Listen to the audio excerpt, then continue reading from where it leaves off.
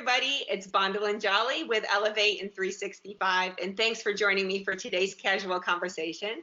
I am really honored to be sitting here with Joan Milman.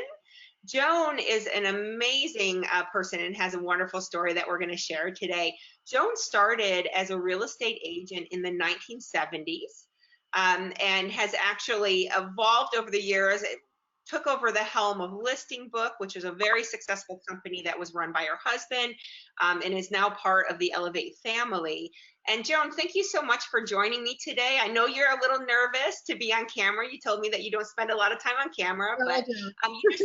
you have such a wonderful story to share with the audience. And so thank you for putting your mug in front of the camera with me today. Thank you, Bottle, and I appreciate that. I to start off, I got my license in real estate in the mid 1970s, back in the olden days, when real estate agents were king. We held the keys to the kingdom. Everybody had to come to us. It was so easy. You know, they couldn't buy a house unless they used a realtor. Boy, times have really changed since then, due to technology. My husband was into technology. He loved computers, loved what they could do, how they could make people's lives easier. As he watched me in my real estate practices, he said, you know, he was doing a lot of technology for larger companies around the country. And he said, you know, we can take what you do in real estate and make your life easier. So I said, well, anything that makes my life easier is great. So what we did is we got together. I had always practiced what I would call a collaborative approach, like nurturing my clients, keeping everything consumer-centric, making sure that they knew they were important to me by really understanding what they did and listening and caring. So I said, how in the world can you make that, put that into technology? You know, that's all human, and technology is all machines. It just doesn't work. Well, I learned that I was wrong. And what he did is basically he took my practices and was able to create a customer relationship manager that promoted two-way conversation. And made people feel that I was always there for them. They felt that they were cared for, which is probably the most important part of any sales process, I think, is making people know that you like them and want to help them. Yeah. And it's so funny, Joan, because you say, you know, this was a challenge that you were facing back in the 1970s, and it's a challenge, you know, to this day. Right. And a lot of agents now, we have amazing technology tools thanks to companies like Listingbook, right, and Elevate. But yet, you know, the challenges are always the same, because we do see a lot of agents that will now hide behind technology, right? And it's still so much of that.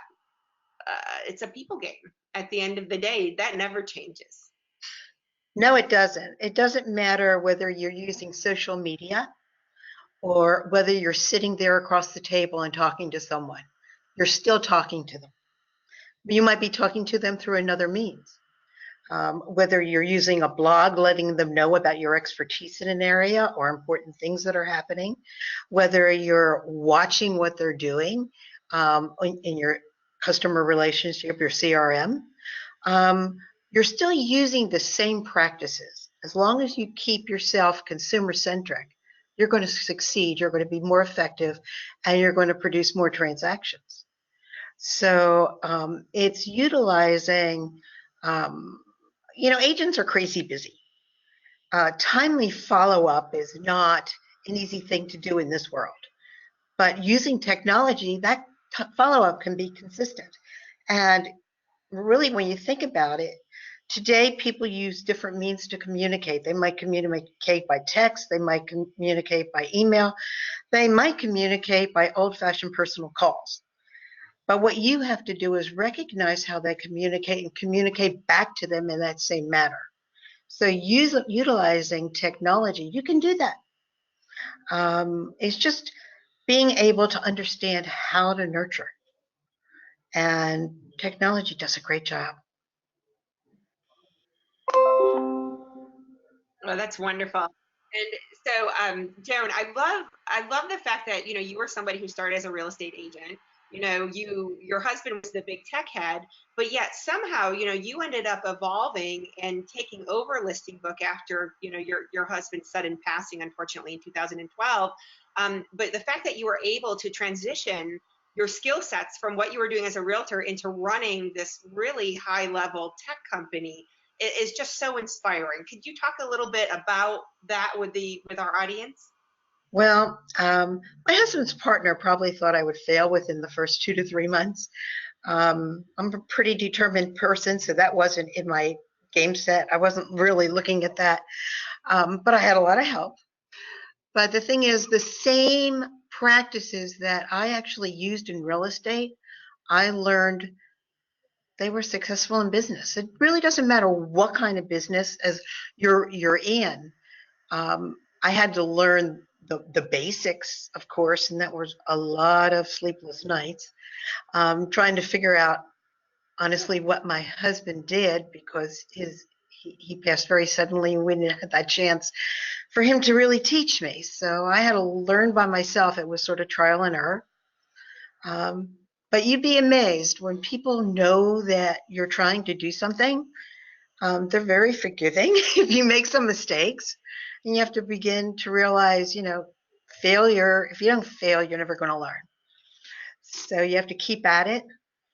But I had a great partner. He was helped me. And I obviously succeeded because I'm still here 7 years later, not without a lot of sleepless nights and not without a lot of mistakes because they come.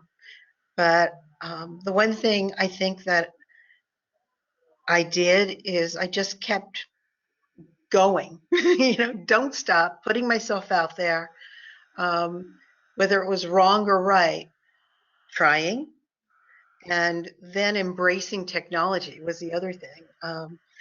Real estate agents are really people, and it's hard to embrace technology. But once you're there, it's really easy. It works for you.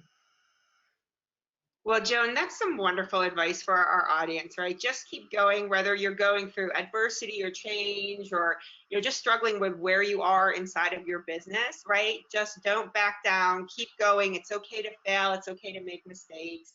It's such an inspiring story from you. So thank you so much for taking a few minutes today and sharing that with our audience. Thank you so much for, being a part of this wonderful story that is inside of Elevate. You are an inspiration to everybody that's on the team. Thank you. And thanks to everybody out there that's watching us today. If you'd like to learn more about how Elevate and their technology can help you, check us out at the link provided. And thank you all so much. Have a wonderful weekend, and we'll see you next week when we release more content. Bye. Bye.